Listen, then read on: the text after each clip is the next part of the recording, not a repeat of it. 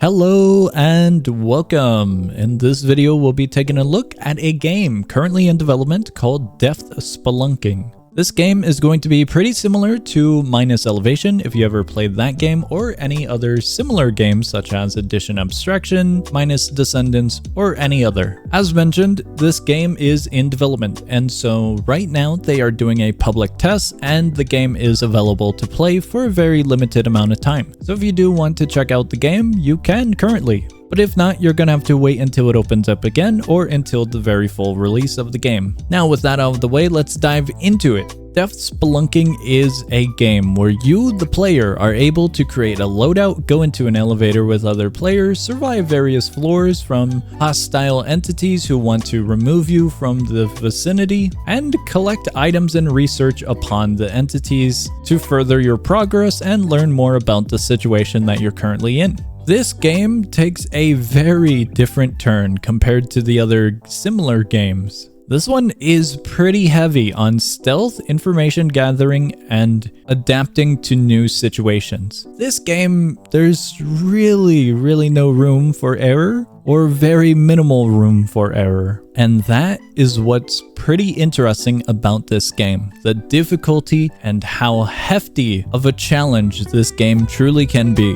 If you're someone who loves the challenge, this game is probably going to be right for you, because when you get started, you're completely unarmed. You have nothing for a loadout, and you're going in not really knowing what to expect inside of this game. There's a good amount of different entities, and learning about how each and every one of them is fleshed out is quite a task. Some entities will require you to pay close attention to your teammates. Check who's alive, who's not. Other entities will require you to be stealthy. Some of them will require you to stay still. They detect motion. Some of them won't give up and they'll just keep on searching for you. A lot, if not all of them. All of the entities in this game are very fleshed out. Every single entity feels really unique and have their own little way of playing out against the players. Now, if you are actually looking to progress, completing tasks in this game is quite different. A lot of games will require you to press buttons or maybe work on a single type of machine. This game uses a variety of machines, from generators to code combinations to anything else in between, like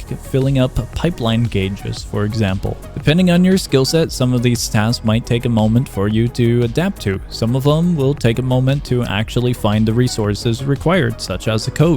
This additional layer of complexity makes each run pretty challenging. You're gonna have to sneak around the entities, not get caught, loot all the items that help you along your way, and really get comfortable with possibly one of the worst situations and scenarios that you have to deal with. Not everything is all that bad. Occasionally you can find these upgrade terminals, and this will be an upgrade for your entire team for the run, and these can be very beneficial, like a chance to go to a shop in the near future, or to obtain a randomized item, a reduction on the amount of battery usage from your items in your loadout, or any other type of small buff. However, there's a pretty awesome reward to the end of this. This is items. Items for your loadout more specifically. You can have 3 items total in a loadout for your next run. These items are fleshed out as well. Each item has their own unique aspect, and it actually feels really good inside of this game. Some items like the echolocator can showcase entities that are nearby and also highlight them for all of the teammates. This makes cooperative gameplay very fun and very helpful,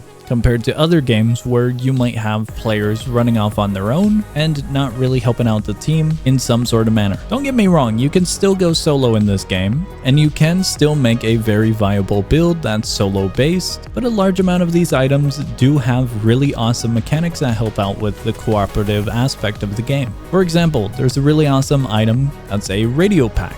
In this game, the chat is very limited and it's only speech bubbles above your head. However, the radio pack allows you to transmit messages to other players who also have this item equipped. This can make finding codes and completing tasks way easier. The last thing we're gonna touch on is the various maps, entities, and achievements. There's a good amount of these all around, and there's a few Easter eggs inside of the game as well, from very special maps to silly encounters and some awesome achievements. If you're someone who likes collecting badges, there's quite a few silly badges here and there for accomplishments. Some of them are self-explanatory and others are a little bit more secretive and harder to obtain. Despite this, it's pretty fun collecting them. That is pretty much it. If you are looking for a challenge or you're looking for any new type of game, then checking out the public test while it's available would actually be recommended. Roblox can be pretty dry, and seeing a few projects in the works like this one